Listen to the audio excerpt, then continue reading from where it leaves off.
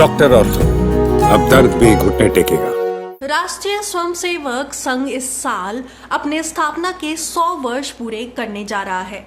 ये अवसर न केवल संगठन के लिए बल्कि उनके विचारों से जुड़े समाज के व्यापक वर्ग के लिए भी महत्वपूर्ण है। संघ ने 2 अक्टूबर 2025 से लेकर 20 अक्टूबर 2026 तक देश भर में 7 बड़े कार्यक्रम आयोजित करने की घोषणा की है।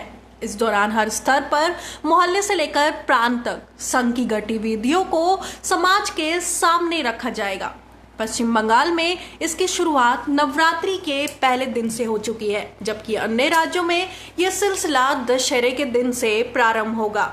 संघ ने जिन 7 प्रमुख कार्यक्रमों की रूपरेखा तय की है, उसका मकसद संगठन की 100 साल की यात्रा, उनकी चुनौतियां और भविष्य के समाधान को लोगों तक पहुंचाना है, जिसमें विजयदशमी उत्सव, इसमें मंडल और बस्ती स्तर पर स्वयंसेवक व उनके परिवार शामिल होंगे। देश भर में इसकी शुरुआत 2 अक्टूबर से होगी। गृह संपर्क अभियान, स्वयंसेवक घर घर जाकर 15 मिनट संघ की जानकारी देंगे। ये अभियान 3 सप्ताह तक चलेगा। जन गोष्ठियां, मजदूर यूनियनों, ऑटो चालकों और प्रबंध वर्ग के बीच संवाद होगा। हिंदू सम्मेलन, नगर और खंड स्तर पर सामाजिक वर्गों को जोड़ने वाले सम्मेलन होंगे। इससे पहले ऐसा सम्मेलन 1989 और 2006 में आयोजित किए गए थे। सद्भाव बैठके 1 महीने तक प्रमुख का सामाजिक कार्यकर्ता, संस्थानों और संतों के साथ बैठकें होंगी। युवा सम्मेलन 15 से 40 वर्ष तक के युवाओं के लिए खेल कूद और विचार गोष्ठियां का आयोजन। शाखा विस्तार, 1 सप्ताह सुबह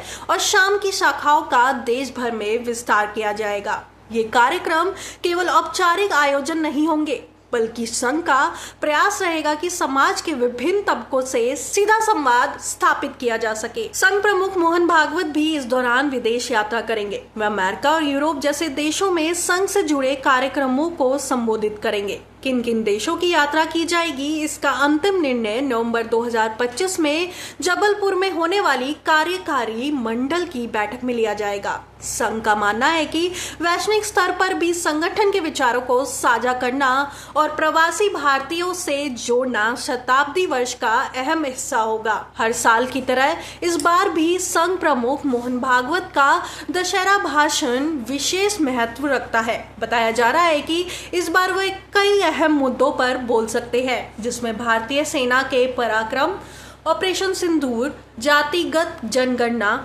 जनसंख्या नियंत्रण, आतंकवाद और पाकिस्तान से जुड़े विषय शामिल होंगे। संघ की कोशिश होगी कि देश के सामने अपनी सोच और दृष्टिकोण को स्पष्ट रूप से रखा जाए। संघ के शताब्दी वर्ष के कार्यक्रमों में कई दिग्गज हस्तियां शामिल होंगी। 2 अक्टूबर को नागपुर में आयोजित होने वाले दशहरा उत्सव में पूर्व राष्ट्रपति रामनाथ कोविंद मुख्य अतिथि होंगे। ये पहली बार नहीं है जब पूर्व राष्ट्रपति संघ के कार्यक्रम में शामिल हो रहा है। 2018 में पूर्व राष्ट्रपति प्रणब मुखर्जी भी नागपुर में संघ के एक ट्रेनिंग कैंप के समापन समारोह में पहुंचे थे। इसके अलावा 5 अक्टूबर को अमरावती में होने वाले कार्यक्रम में भारत के चीफ जस्टिस BR गवई की मां कमलताई गवई को चीफ गेस्ट बनाया गया है। उनकी मौजूदगी इस कार्यक्रम को और खास बनाएगी। संघ के शताब्दी वर्ष कार्यक्रमों का मकसद केवल जश्न मनाना नहीं है। संगठन चाहता है कि वे अपने 100 साल के सफर को समाज के सामने रखे और ये दिखाए कि किस तरह से उसने शिक्षा, सेवा, संगठन और समाज को जोड़ने का काम किया। आने वाले समय में चुनौतियों पर भी चर्चा होगी, चाहे वे जातिगत असमानता हो, बढ़ती जनसंख्या, आतंकवाद या पड़ोसी देशों से जुड़ी समस्या। दिलचस्प बात यह है कि RSS ने शताब्दी वर्ष की शुरुआत पश्चिम बंगाल से की है। नवरात्रि के पहले दिन से वहां कार्यक्रमों का आयोजन शुरू हो गया है। माना जा रहा है कि राजनीतिक और सामाजिक दृष्टि से बंगाल संघ के लिए एक अहम राज्य है।